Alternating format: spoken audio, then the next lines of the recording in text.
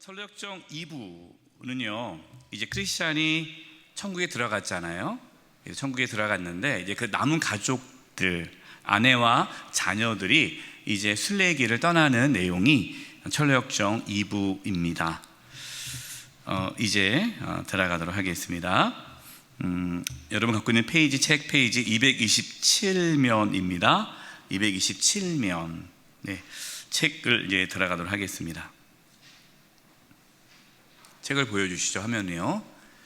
네. 227면 밑에 부분에 이제 이 책을 쓴 저자, 이 책을 쓴 이제 존 버년이죠. 존 버년이 이제 책을 쓴 여기서 나는 이제 존 버년이죠. 그래서 이렇게 나는 일어나 그와 동행하기로 했다. 여기서 그는 누구냐면은 현명 씨입니다. 그래서 현명 씨를 만나게 되죠. 그래서 우리는 어느 여행자들처럼 걸으며 대화를 나눴다. 철로역정을 보면은 이런 내용들이 많이 나오죠. 이렇게 어느 여행자들처럼 이렇게 많이 표현들이 나옵니다. 이것이 계속 등장하는 이유는 우리의 신앙은 순례다, 여행이다라는 것을 보여주고 있어요. 우리는 여행을 하고 있는 중입니다. 네, 이게 정착민이 아니에요. 순례자입니다. 그래서 이제 크리스찬이 물어봅니다. 저 아래쪽에 있는 마을은 어떤 마을입니까? 그러자 현명 씨가 대답을 하죠. 저 도시는 멸망의 도시인데 대부분 성질이 못되고 게으른 사람들만 살고 있답니다. 멸망의 도시, 처음 크리스찬이 살던 도시가 멸망의 도시죠. 이 멸망의 도시에서 이제 크리스찬이 이제 출발을 하지 않았습니까? 다시 이제 이 멸망의 도시를 보게 된 거예요. 그러니까 이 멸망의 도시라고요? 하면서 크리스찬이 떠오른 거죠. 그래서 그 크리스찬에 대한 부분에 대해서 크리스찬이 이 멸망의 도시에서 떠나서 순례길을 걸어가고 천국에 들어갔는데 혹시 이 크리스찬에 대해서 뭐 아는 내용이 있습니까? 라고 물어봅니다.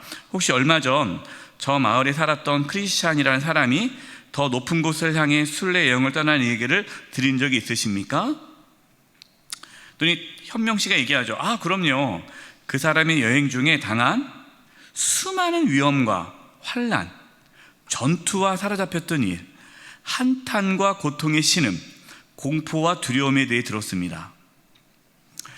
크리스찬이 순례길을 떠났는데 그 길이 넓은 길이고 평안한 길이고 형통한 길이고 즐거운 길이 아니라 수많은 위험과 환난과 어려움이 있었다는 얘기를 들었습니다. 그런데 많은 사람이 그의 순례길을 구해서 읽었답니다.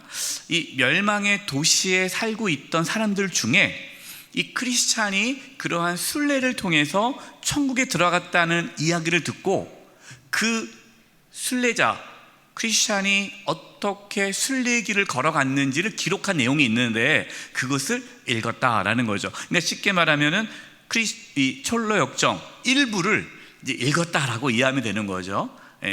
이 철로역정 일부를 읽으면서 어떻게 했다는 겁니까? 그래서 그의 위험한 여행 덕분에 많은 사람이 그의 뒤를 따라 순례를 떠나기도 했고요. 멸망의 도시에서 크리스찬이 이제 순례길을 떠나자 그 사람으로 인해서 다른 사람들도 도전을 받고 믿음의 길을 걷게 되었다라는 것입니다. 이 부분이 중요하죠. 우리가 어떻게 신앙생활을 하느냐에 따라서 우리를 바라보고 있는 주변 사람들이 믿음의 길을 걸어갈 수 있다라는 것이죠. 우리가 믿음의 길을 잘 걸어갈 때 우리의 가족들, 자녀들, 또 주변 이웃들이 야, 나도 저렇게 신앙생활을 해야겠다 하고 신앙을 시작하는 계기가 될 수 있다라는 것이죠. 지금 그는 천국에서 행복하게 살고 있다고 하더군요. 그래서 그가 겪은 위험에 뛰어들 결심을 못하던 자들도 그가 얻은 유익에 군침을 흘리고 있답니다. 순례의 길이 힘들다는 건 알았어요. 그런데 결국 그 고난으로 끝나는 것이 아니라 천국에서 영원한 삶을 산다는 이야기를 듣고, 그래, 한번 순례의 길을 걸어가 보자 라는 사람들이 생겼다라는 거죠. 이제 존 본인이 얘기하는 거죠. 크리스찬 씨가 천국에서 행복하게 산다는 건 맞습니다. 지금 그는 생명 강가에 살고 있는데 그것이 슬픔이 없기 때문입니다. 이제 천국에서 안식을 누리고 있다라는 것을 나누고 있습니다. 그러면서 이제 현명 씨가 이런 얘기를 하죠. 이 왕은 이제 하나님을 의미하죠. 천국에 계신 왕, 하나님. 왕은 크리스찬이 순례자가 되었을 때 받은 모욕을 마치 자신이 받은 것처럼 여기셨다고 합니다. 우리 한번 밑에 말씀이 있죠. 누가복음 10장 16절입니다. 우리 같이 한번 읽어볼까요? 시작. 너희 말을 듣는 자는 곧 내 말을 듣는 것이요, 너희를 저버리는 자는 곧 나를 저버리는 것이요, 나를 저버리는 자는 나 보내신 이를 저버리는 것이라 하시니라. 그러니까 예수님의 제자, 예수님을 따르는 우리 그리스도인, 우리 순례자를 저버리는 자는 주님을 저버리는 것이고 결국 하나님을 저버린다. 그러니까 우리가 작은 자에게 하는 것이 곧 주님께 하는 것이라고 말씀하지 않습니까? 그래서 이제 하나님께서는 순례자가 받았을 때 그 모욕을 자신이, 하나님 당신이 받은 것처럼 그렇게 받으셨다. 그래서 사실 크리스찬이 온갖 위험을 무릅쓰고 순례 여행을 떠난 게 왕을 사랑하기 때문임을 생각하면 왕의 생각이 그리 놀랍지 않죠. 그래서 크리스찬이 그러한 고난 가운데서도 순례의 길을 걸어갈 수 있었던 것은 왕을, 하나님을 사랑하는 마음이 있었다라는 것입니다. 넘기겠습니다.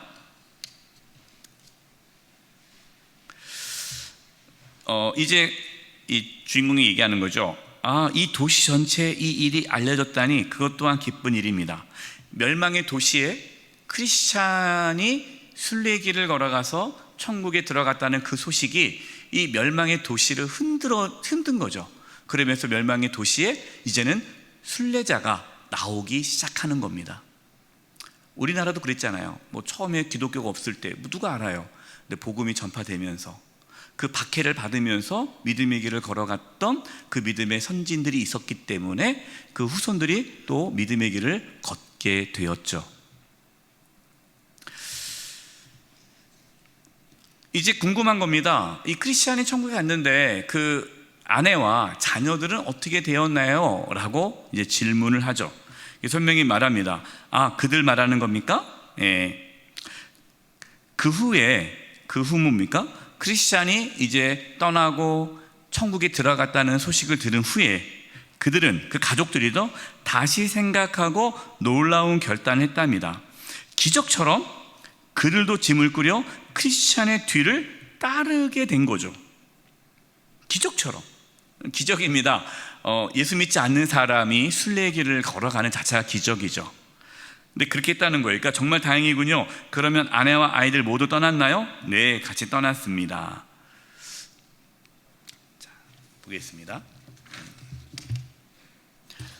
우리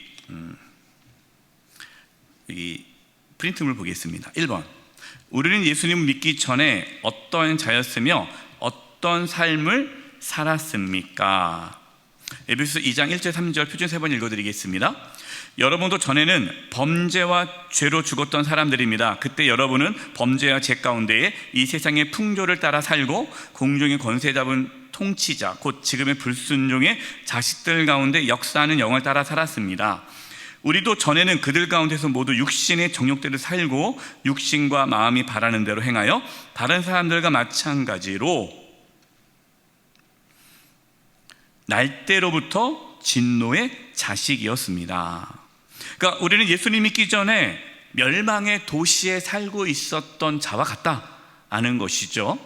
그래서 우리는 이 사실을 잊어서는 안 됩니다. 우리는 죽을 수밖에 없는 죄인이었다는 것이죠. 계속 이어가겠습니다. 남편이 강을 건넌 후 페이지 230페이지입니다. 남편이 강을 건넌 후 더 이상 소식을 들을 수 없게 된 크리스티아나. 이름이 바뀌었어요. 원래 이 이름이 아닌데 그녀가 아이들과 순례자가 된 날부터 크리스티아나는 그녀의 이름이 되었다고. 그러니까 크리스찬도 원래는 그 본명이 아니잖아요. 그래서 이제 크리스찬으로 순례길을 걸어가면서 크리스찬이 바뀌었듯이 이 아내도 이제 순례길을 걸어가면서 크리스티아나라는 이제 그리스도를 따르는 자로서의 이름이 부여가 됐습니다. 크리스티아나, 그 크리스찬의 아내는 여러 가지 생각을 하기 시작했습니다. 여러 가지. 그 남편이 천국 갔다는 이야기를 듣고 나서 여러 가지 생각을 하는데, 먼저 크리스찬은 자신에 대해서도 생각하기 시작했죠. 자신에 대해서. 이 부분이 중요합니다. 신앙은요, 자기 자신에 대한 실존적인 문제예요. 내가 누구인가? 나는 어디서 왔고 어디로 가는가? 인생은 무엇인가? 그러니까 자기 자신에 대한 질문을 해야 신앙이 시작이 됩니다. 그거 없으면요, 신앙을 본질적으로 신앙생활을 할 수가 없어요. 크리스찬은 자기 자신이 생각을 했는데 뭘 생각했냐면 그동안 자신이 사랑하는 남편에게 했던 불친절하고 무례하며 불손의 행동들이 물밀듯 밀려와 양심을 괴롭히고 죄책감이 들게 했습니다. 남편이 죄로 인해서 막 괴롭고 우리 여기 살면은 우리는 멸망할 수밖에 없어, 우리는 순례길을 떠나야 돼 막 했을 때 남편을 막 무시하고 미친 사람 취급하고 뭐 정신이 있냐 없냐. 그러니까 저도 처음에 신앙생활을 할 때 가족들이 저보고 미쳤다고 했거든요. 근데 지금 가족들은 얼마나 저를 고마워하는지. 우리 집안에 처음 예수 믿었으니까 제가요. 근데 그 복음을 모르면 다 미친 거죠. 교회에 미쳐가지고 저렇게 됐다고. 그랬던 것이 이제 죄책감이 들기 시작했고, 더욱이 그녀는 남편이 불안해하며 내뱉었던 신음들, 쉴 새 없이 흐르는 눈물, 비탄에 젖은 모습들이 떠올랐고, 또 남편이 자신과 아이들과 함께 가자며 호소하던 모습, 나랑 같이 신앙생활 하자, 예수님 같이 믿자, 천국 가자 라고 했던 그 간절한 그 모습들, 그 사랑의 설득에 강팍한 마음을 품었던 자신의 태도가 떠올라 억정이 무너지는 것 같았습니다. 이제 이게 뭔가 회개가 시작되는 거죠. 특히 어떻게 해야 구원을 받을 수 있을까 한탄하던 그의 쓰라린 부르짖음이, 남편의 그 부르짖음이 그녀의 귀에 가장 슬프게 올려왔다. 그래서 그녀는 아이들에게 말했습니다. 중요한 얘기입니다. 아이들아, 우리는 죽을 수밖에 없게 되었단다. 여기서부터 신앙이 출발되는 거예요. 교회 가면은 복 받는데, 교회 가면 사업도 잘 되고 병도 낫고. 여러분, 그렇게 신앙을 처음 시작할 수 있어요. 하지만 그렇게 신앙생활을 하면요, 신앙의 본질적으로 들어가기가 어렵습니다. 처음엔 그렇게 교회 나올 수 있어요. 그렇게 교회 나오지만 신앙의 입문, 진짜 신앙의 길로 들어가는 데 있어서 가장 중요한 것은 우리는 죽을 수밖에 없게 되었단다. 내가 죽을 수밖에 없는 죄인이라는 그 실존을 경험해야 돼요. 아버지는 우리를 데려가려 하는데 내가 가려 하지 않았지. 결국 나는 너희들의 생명까지 죽게 만드는 셈이 되었구나. 미안하다. 너희들도 내가 다 멸망의 길로 가게 했구나. 그때 크리스티나가 울면서 말을 하죠. 너희 아버지를 따라갔다라면 얼마나 좋았을까. 그때 같이 신앙의 길을 걸어갔다라면 얼마나 좋았을까. 후회가 되는 거죠. 전에는 너희 아버지의 고민을 어리석은 망상이라 여기거나 우울증에 걸린 거라 생각했지만, 그때 남편이 자기 죄에 대해서 막 괴로워하고 눈물 흘리고 회개하고 그러니까 저게 사람이 왜 이렇게 마음이 약해, 우울증 걸린 거 아니야? 사람이 왜 이래, 이렇게 남편을 취급했는데 지금 생각해보니 그렇지 않구나. 그건 바로 아버지에게 주어진 생명의 빛 때문이었어. 생명의 빛. 생명의 빛을 보겠습니다. 요한복음 8장 12절. 예수께서 또 말씀하 이르시되 나는 세상의 빛이니 나를 따르는 자는 어둠에 다니지 아니하고 생명의 빛을 얻으리라. 그러니까 생명의 빛이신 예수님이 그 자기 남편에게 임하신 거죠. 오신 거죠. 그러니까 예수님을 만나니까 빛이잖아요. 빛이 오니까 어두움이 드러나잖아요. 내가 죄인임을 발견하게 된 거죠. 그래서 회개는요, 내가 할 수 있는 게 아니라요, 성령께서 죄를 조명, 죄를 깨닫게 해주셔야 돼요. 그 빛의 도움으로 아버지는 사망의 올무를 피하게 된 거였어. 그러니까 자기 남편이 너희들의 아버지가 그냥 죄를 깨닫는 것이 아니라 그 생명의 빛이신 예수님을 만나서 그 빛으로 인해서 자기가 죽을 수밖에 없는 죄인임을 깨닫게 되었고 울부짖게 되었고, 그러면서 신앙의 여정을 가게 되었다는 것을 내가 이제야 알게 되었다라는 것이에요. 그들은 다시 통곡하며, 그들 누구예요? 가족이죠. 가족이 모여서 우리는 벌을 받아 마땅해. 여러분, 이 고백이 있기를 바랍니다. 이 신앙의 길을 걸어가는 데 있어서요, 우리는 벌을 받아 마땅해 울부짖음이 있어야 돼요. 내가 죽을 수밖에 없는 죄인이다 라는 그 고백 없이는 신앙의 길을 걸어갈 수가 없어요. 그녀는 자신의 모든 행위가 기록된 얇은 양피지가 자기 앞에 펼쳐지는 것을 보았습니다. 그러니까 자기의 죄, 하나님이 보여주신 거죠. 내가 죽을 수밖에 없는 죄인이라는 것이 그냥 머리가 아니라 실존적으로 느껴진 거예요. 그러면서 뭐라고 합니까? 그는 잠결에 주여 불쌍히 여기소서 나는 죄인이로소이다. 여러분, 이 고백이 있어야 돼요.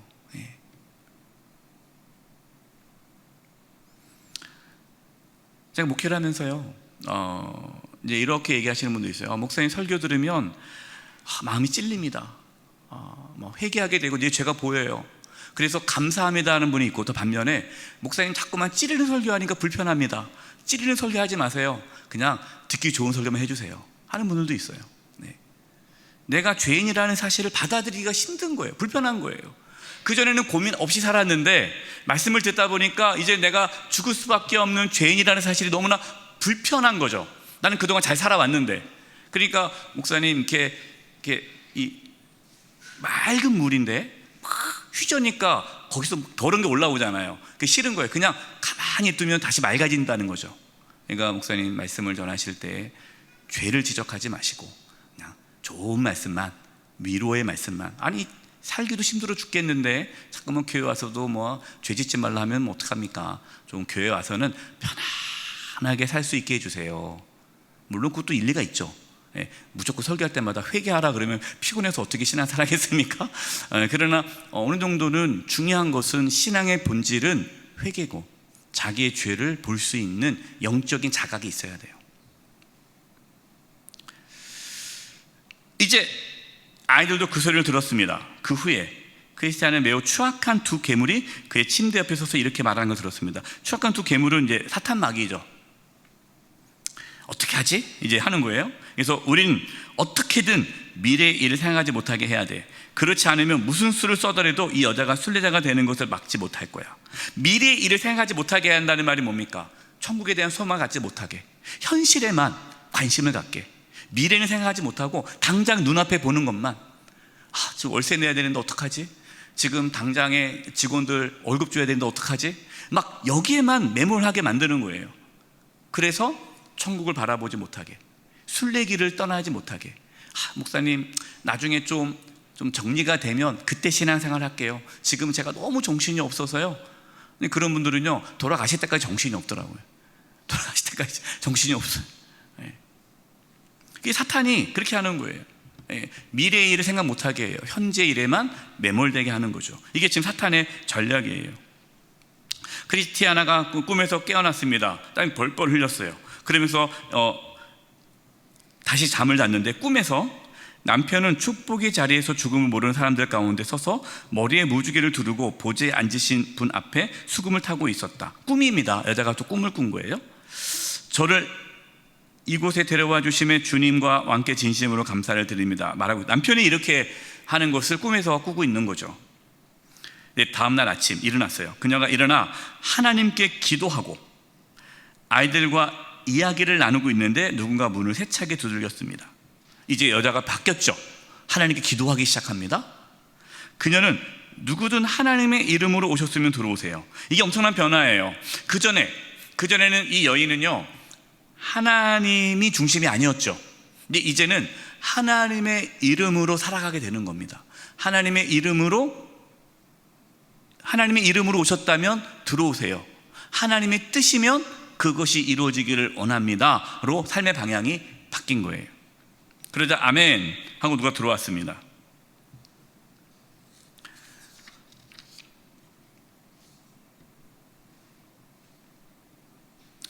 누가 들어왔을까요? 네, 비밀이라는 사람이 들어왔어요. 비밀. 내 이름은 비밀이며 높은 곳에 계신 분들과 함께 삽니다. 내가 사는 곳에 당신이 오고 싶어 한다는 소식이 들렸습니다.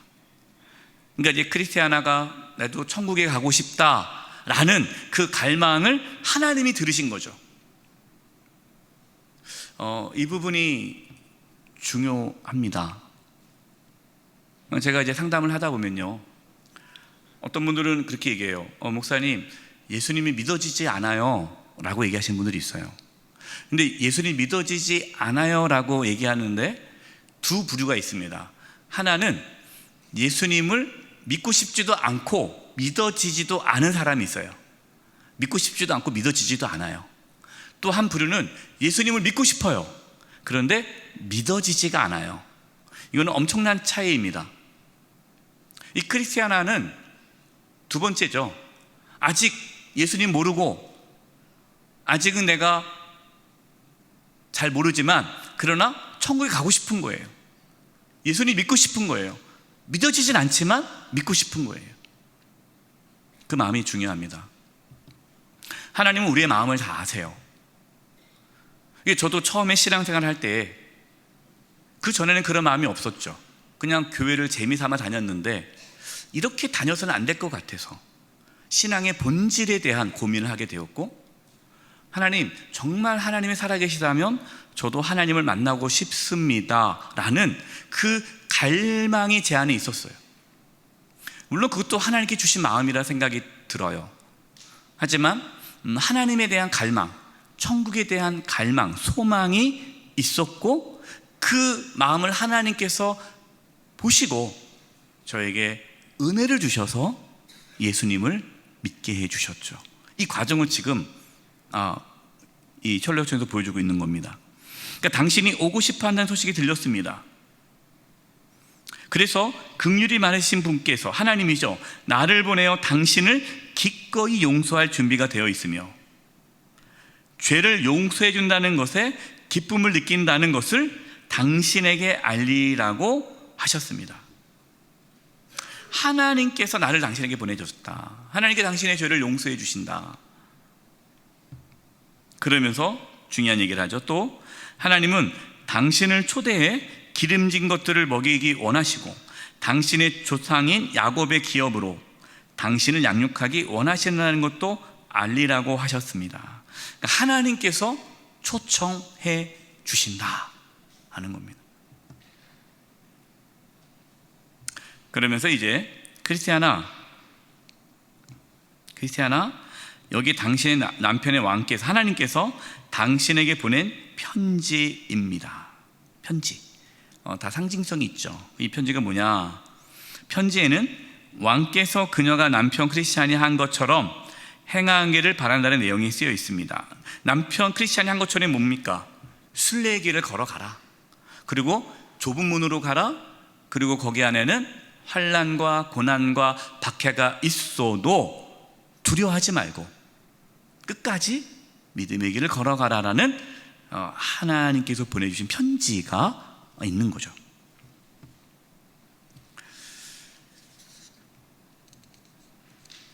그러면서 비밀을 얘기하는 거예요. 여러분, 이것은 모든 크리스찬들에게 동일한 신앙의 여정에 겪는 내용입니다. 크리스티아나, 달콤한 맛을 보려면 먼저 쓴맛을 보아야 합니다. 당신보다 앞서간 크리스찬이 그랬듯이 당신도 환난을 통과해서 천국에 들어가야 합니다. 그러니 당신 남편에게도 그랬듯이 평원 쪽에 있는 어디로요? 좁은 문으로 가라고 충고하겠습니다. 좁은 문. 우리가 지난 1부 때 크리스찬이 좁은 문으로 갔잖아요. 어떤 사람들은 좁은 문으로 안 가고 담 넘어왔잖아요. 그거는 가짜 크리스찬이죠. 좁은 문으로 들어가야 돼요. 이 좁은 문은 예수 그리스도, 예수님만이 유일한 구원자라는 사실을 놓치지 않는 거죠. 이 좁은 문은 예수님입니다. 그 좁은 문은 당신이 가야 할 길의 시작입니다. 그러니까 예수 그리스도를 만나고 나서부터 신앙이 시작되는 거예요. 신앙이. 이 편지를 당신 품속에 잘 넣어 두십시오. 이것을 암기할 때까지 읽고 또 아이들에게도 읽어주십시오. 왜냐하면 이 편지는 순례 여행 내내 당신이 불러야 할 노래 중에 하나고 저 멀리 있는 천국 문에서 제시할 통행증이기 때문입니다. 이 편지는 하나님의 약속이죠. 복음입니다. 복음. 우리가 붙잡고 외워야 하고 끝까지 천국 갈 때까지 놓치지 말아야 할 것은 복음, 예수 그리스도, 예수님이라는 거예요. 그 예수님이 우리의 천국 출입증이에요. 제가 여러 몇 번 말씀드렸어요. 임종 예배를 드리시는 분에게 다른 건 말씀 안 드립니다. 이제 곧 주님 만나러 가시는 임종 예배를 드리고 있는 성도님들에게는요, 제가 다른 말씀 안 드려요. 예수님 붙잡으라고 그래요. 예수님. 그리고 하나님 앞에 서게 될 때에 예수님을 내놓으라고. 하나님, 저는 죽을 수밖에 없는 죄인입니다. 그러나 예수님께서 나의 모든 죄를 짊어지시고 십자가에서 피 흘려 죽으셨습니다. 예수님으로 인해서 내가 죄사함을 받고 하나님의 자녀가 되었습니다. 저는 하나님 앞에 설 수 없는 죄인입니다. 제가 하나님 앞에 설 수 있는 유일한 것은 예수님 때문입니다. 그 예수님을 붙잡고 하나님께 나아가라고 전해줍니다. 이게 복음이죠. 그것을 끝까지 순례의 길을 걸어가면서 놓치지 말아야 할 것을 얘기하고 있어요. 그래서 이제 크리스찬가 이 이야기를 듣고 비밀이라는 이 사람을 만난 후에 이제 자녀들을 부르죠. 그러면서 자녀들에게 이렇게 얘기합니다. 오히려 나는 나와 너희들에 대해 생각을 많이 했단다. 왜냐하면 우리의 상태가 비참하다는 걸 잘 알고 있기 때문이지. 이제 우리의 상태가 비참하다, 죄로 죽을 수밖에 없는 비참한 가운데 우리가 놓여져 있다. 만약에 어제 꿈을 꾸지 않았거나 오늘 아침에 낯선 분, 이 비밀이라는 노신사죠, 와서 격려해 주지 않았다면 아마 엄마는 이러한 생각들 때문에 죽어버릴지도 모르겠구나. 죽어버린다는 것이 그 죄로 인한 그 괴로움, 그 크리스찬, 자기 남편이 내가 화로다, 나를 이 사망의 음침하고 누가 나를 건져내랴, 정말 죽음과 사망에서부터 벗어나지 못하는 그러한 고민을 본인도 겪을 텐데, 이제 꿈을 통해서 또 비밀이라는 노신사를 통해서 하나님의 초대장을 받았잖아요. 그래서 하나님이 나를 부르시는구나, 이제 내가 순례의 길을 떠날 수 있겠다라는 확신이 든 거죠. 그래서 이렇게 얘기하는 거예요. 그러니 이제 짐을 꾸려 저 천국으로 인도하는 문으로 가서 아버지를 만나자꾸나. 그리고 그날의 법에 따라 평화롭게 이제 살도록 하자꾸나. 이 말에 아이들은 어머니 마음이 변화된 것을 기뻐하며 눈물을 터뜨렸답니다. 마음의 변화. 신앙은요, 마음의 변화예요. 이전 것은 지나가시는 보나 새 것이 또다, 새 것이 되었도다. 예수를 믿는다는 것은 마음의 변화, 옛 마음이 아니라 새 마음. 새 마음이 뭡니까? 이제는 예수 그리스도를 나의 주님으로 모시고 살아가는 그러한 여정이 시작되는 마음이죠. 그러자 집에 누가 찾아왔어요. 두들기니까 하나님의 이름으로 오셨으면 들어오세요. 그러니까 두 여인이 깜짝 놀라죠. 아니, 무슨 갑자기 안 하던 말을 하네. 들어왔습니다. 그 누가 들어왔습니까? 겁장의 여사와 자비라는 여사가 들어왔어요. 이 겁장의 여사는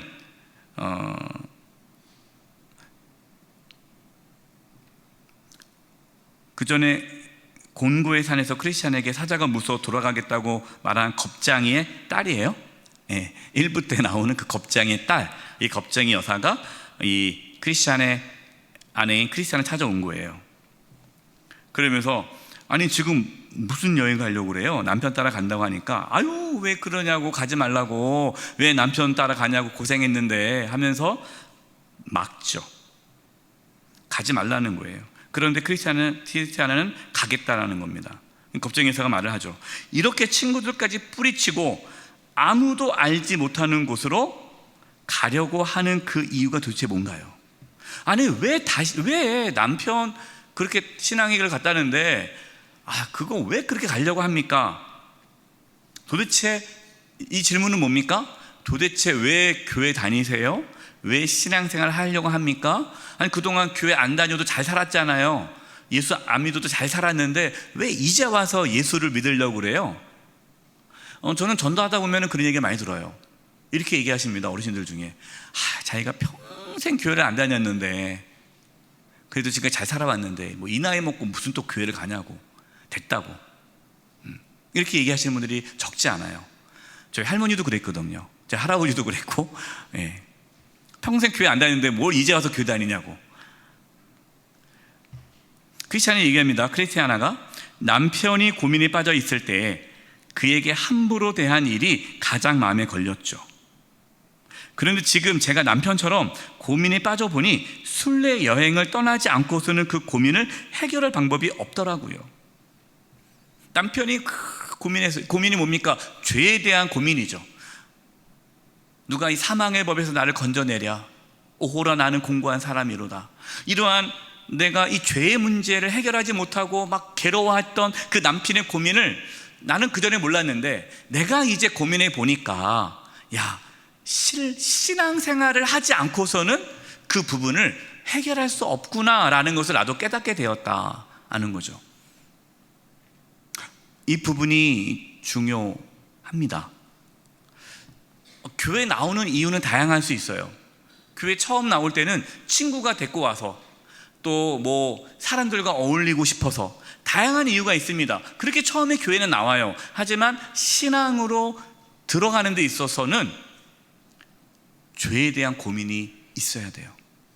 죄에 대한 고민 없이는 신앙의 길을 걸어갈 수가 없어요. 근데 놀랍게 적지 않은 성도들 중에 이 죄에 대한 고민 없이 교회를 다니시는 분들이 있어요. 그분들은 교회를 오래 다녀도 예수님을 인격적으로 못 만납니다. 예수님 본인이 만났다고 해요. 그러나 인격적으로 못 만나요. 예수님을 인격적으로 못 만난 사람들의 특징은 예수님이 주님이 아니라 자기가 주님이에요. 그래서 예수님을 이용하죠. 예수님, 하나님, 나 이거 도와주셔야 돼요. 이거 안 도와주면 안 돼요. 그러면서 우리가 천례역중주 받지만 하나님이 주인님이 아니라 내가 주인으로 행사하는, 그분은 이 출발이 안 된 거예요. 죄에 대한 부분을 고민하지 않은 거죠. 천례역중을 통해서 우리의 신앙의 여정을 점검하는 것이 필요합니다. 신앙의 여정이. 그 이는 그의 나라 왕 앞에 살면서 왕의 식탁에 앉아서 왕과 함께 식사를 하고 있었죠. 그는 영생하는 사람들과 친구가 되었고 왕께서 주신 집에 살고 있답니다. 그 집과 비교하면 이 땅에서 좋은 것은 거름더미에 불과해 보이더군요. 그러면서 이제 우리 잘 아는 고린도후서 5장 말씀이에요. 만일 땅에 있는 우리의 장막집이 무너지면, 장막집이라면 지금 우리의 육신의 몸을 말하는 거죠. 그러니까 죽는다는 거죠. 죽으면 하나님께서 지으신 집, 곧 손으로 지은 것이 아니라 하늘에 있는 영원한 집, 천국이 우리에게 있는 줄 아느니라. 참으로 우리가 여기에서 탄식하며 하늘로부터 오는 우리 처소 천국을 덧입기 위하여 덧입기를 간절히 사모하라. 이렇게 입으면 우리가 벗은 자들로 발견되지 않으려 함이라. 참으로 이 장막에 있는 우리가 짐진 것까지 탄식 것은 벗고자 함이 아니요 오히려 덧입고자 함이라. 니 죽을 것이 생명의 삼킨 바 되게 하려 함이라. 그러면서 이제 천국에 대한 소망을 갖게 되었기 때문에 나는 출발한다 그럽니다. 그리고 그분이 사자가 조금 전에 여기 와서 초대장을 주고 가셨답니다. 그러니까 겁쟁이서 뭐라고 말해요? 어머나, 그런 어려움에 스스로 뛰어들려 하다니 당신도 당신 남편처럼 미쳐가나 봐요. 예수 믿지 않은 사람들은요, 예수 믿는 사람들이 다 미친 사람처럼 보입니다. 저도 그랬고요, 예수 믿기 전에. 이 겁쟁이 여사가 말을 하는 거죠. 그들은 현명하게도 더 멀리 가지 않고 돌아왔죠. 누구냐? 고집과 변덕씨가 같이 갔다가 돌아왔잖아요. 그들의 이야기가 그들이 현명했다라는 겁니다. 그리고 우리는 무엇보다도 당신의 남편이 사자들, 아볼로온, 사탄마귀죠, 사망의 음침한 골짜기, 그리고 그 외 많은 어려움을 만난 일도 들었어요. 또 당신 남편 이 허영의 시장에서 이제 친구가 순교했잖아요. 그래서 당한 일을 잊으면 안 되죠. 남자인 그도 위험을 견디기 힘들었는데 하물며 약한 여자인 당신이 어떻게 견딜 수 있겠어요? 또 이 사랑스러운 아이들은 당신의 살과 뼈인 아들임을 기억하세요. 남편도 그렇게 고생해서 천국 순례길을 걸어갔다는데 여자 몸으로 어떻게 가겠습니까? 애들은 뭔 죄예요, 불쌍하게. 그러니까 가지 마세요 라고 이야기를 합니다. 크리스티아나가 뭐라고 말합니까? 내 이웃이여, 나를 유혹하지 마세요. 저는 지금 얻을 수 있는 상을 손에 쥐고 있답니다. 그러니 이 기회를 저버린다면 저는 가장 어리석은 사람이 될 거예요. 그리고 당신이 말한 고난들은 저를 낙심시키는커녕 제가 빛 가운데 있음을 더 드러내고 있답니다. 달콤한 것을 맛보기 전에 먼저 쓴맛을 보아야 한다는 말처럼 그 고난들은 달콤한 것을 더 달콤하게 해줄 거예요. 내가 신앙의 여정 속에서 고난이 찾아왔을 때 그래, 이 고난이 오히려 나를 더 천국에서 기쁘게 할 것이다 라는 생각으로 신앙의 길을 걸어간다라는 거죠. 그러자 이제 이 겁쟁이 여사는 이제는 이 사람이 안 됐구나, 이제 완전 미쳤구나, 아무리 얘기해도 안 되겠구나 생각하는 거예요. 근데 같이 동행했던 자비라는 여사가 이렇게 얘기하죠. 자비는 겁쟁이 여사의 말에 쉽게 동조하지 못하고 머뭇거렸다. 왜냐하면 첫째, 자비잖아요, 이름이. 그래서 크리스티안에게 동정심을 느꼈기 때문이다. 둘째, 자비가 자신의 영혼에 대해 생각하게 되었기 때문입니다. 이 크리스티아나가 말하는 이야기를 들으면서 이 자비는 자기의 영혼에 뭔가가 변화가 생긴 거예요. 그래, 영혼의 문제, 먹고 사는 문제보다 정말 영생이 있을 수도 있겠다라는 그러한 뭔가 영적인 세계에 대한 갈망이 이제 시작된 거죠. 그러면서 속으로 무슨 생각을 했겠어요? 이 자비가 속으로 크리스티아나와 좀 더 이야기해야겠어. 만약 그의 말에서 진리와 생명이 발견된다면 나도 그녀를 따라가야지. 그러니까 속으로, 말로는 저도 같이 가요 라는 말을 못해요. 왜냐하면 주변 사람들이 있으니까 눈치 보이고 좀 부끄럽고 하니까 나도 한번 확인해보고 정말 이 크리스티아나 말이 사실이라면 나도 같이 가야지 라는 생각을 갖게 된 거죠. 우리 주변에 이런 분들이 있습니다. 아직 교회 나오지 않지만 교회 나갈까 말까 그런 사람이 있어요. 그래서 다 붙잡아줘야 돼요. 저는 오늘 크리스티아나 씨를 보러 온 건데 이처럼 그녀가 우리 마을을 떠난다니 이 화창한 아침에 잠시 동행하며 가는 길을 도와야겠어요. 두 번째 이유는 말하지 않죠. 부끄러우니까 그냥 제가 동행하면서 한번 이야기를 듣고 싶은 거예요. 겁쟁이 여사가 말하죠. 저런 당신도 바보짓을 할 생각이나 보네요. 늦기 전에 정신 차려요. 그러면서 돌아갑니다. 이 겁쟁이가 돌아가는데 누구를 만납니까? 크리스티아나는 여행을 떠났어요. 이제는 출발했습니다. 그리고 겁쟁이는 집에 돌아왔는데 그 이웃이 누구예요? 박진운댁. 왜 배치아인가요? 왜 박진운일까요? 박진은 어디에 삽니까? 어두운 동굴에 살죠.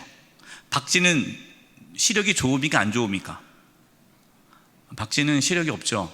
초음파를 쏴가지고 그걸 하는 거예요. 그러니까 박진운이라는 말은 비유죠. 영적인 소경. 그러니까 박진운 못 보는 거예요. 영적인 소경이에요. 성급댁, 경솔댁, 무식댁. 이게 다 이 하나님 말씀을 이렇게 듣지 않고 하나님의 어떠한 심판이나 복음을 들어도 무시하고 경솔하고 또 성급한 이들이죠. 이들을 이제 만나게 됩니다.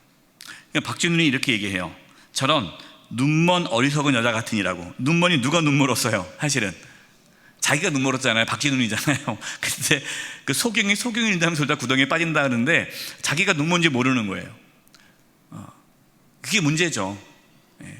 자기가 눈 뭔지를 모르니까 그렇게 사는 거죠. 자기 남편이 한 고생을 보고도 정신을 못 차리나. 성급이 얘기합니다. 그런 괴상한 공상을 하는 바보들은 이 마을에 전부 없어져야 해요. 말이 나왔으니 말인데 그 여자는 잘 떠난 거예요. 그 여자가 여기 살면서 계속 그런 생각을 가지고 있으면 누가 그 옆에서 편히 살 수 있겠어요? 그러니까 크리스찬이 불편한 거예요. 크리스찬은 하나님의 말씀을 전하면 불편합니다.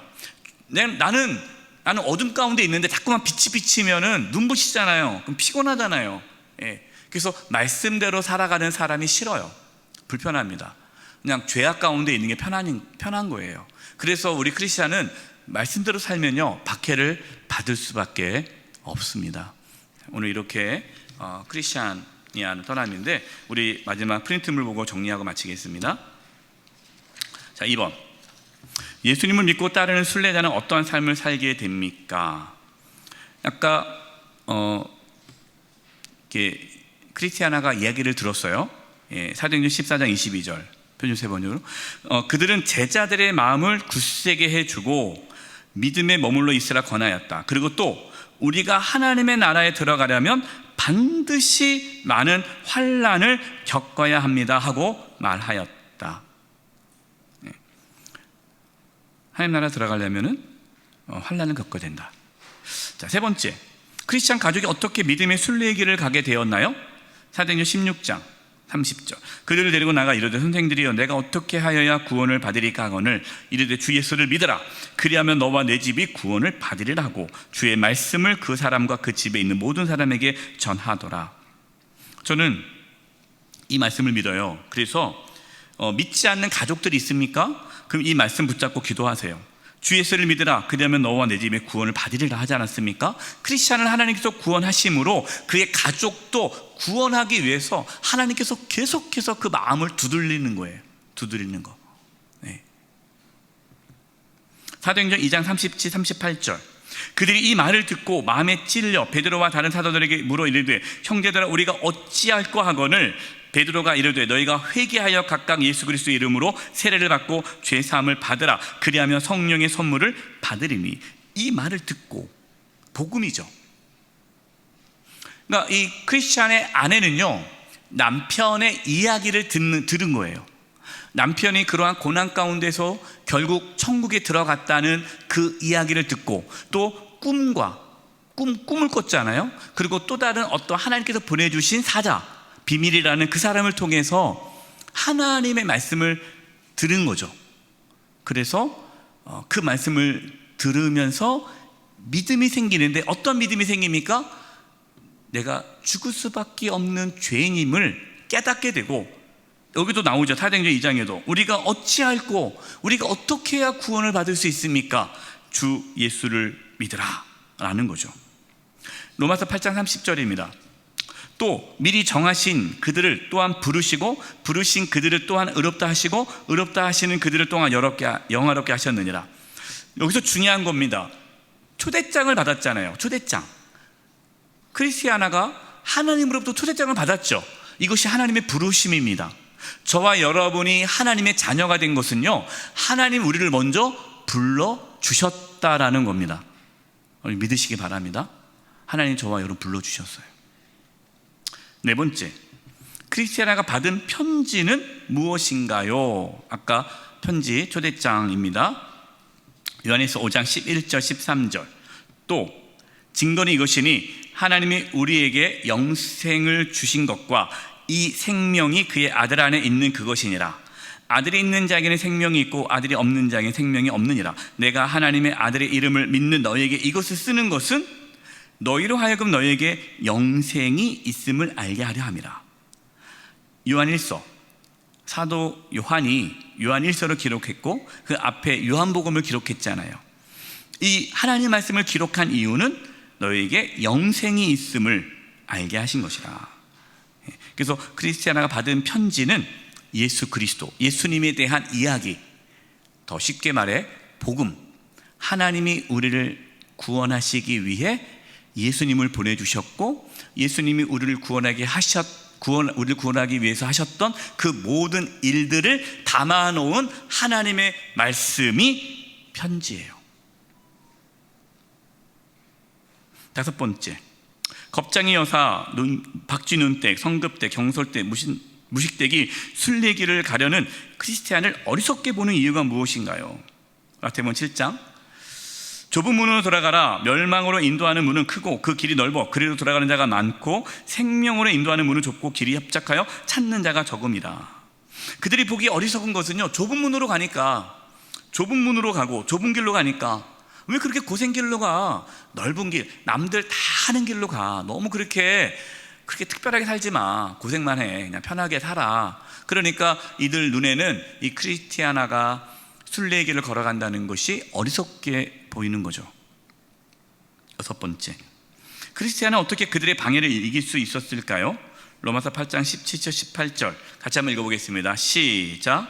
자녀이면 또한 상속자 곧 하나님의 상속자요 그리스도와 함께한 상속자니 우리가 그와 함께 영광을 받기 위하여 고난도 함께 받아야 할 것이니라. 생각하건대 현재의 고난은 장차 우리에게 나타날 영광과 비교할 수 없도다. 아멘.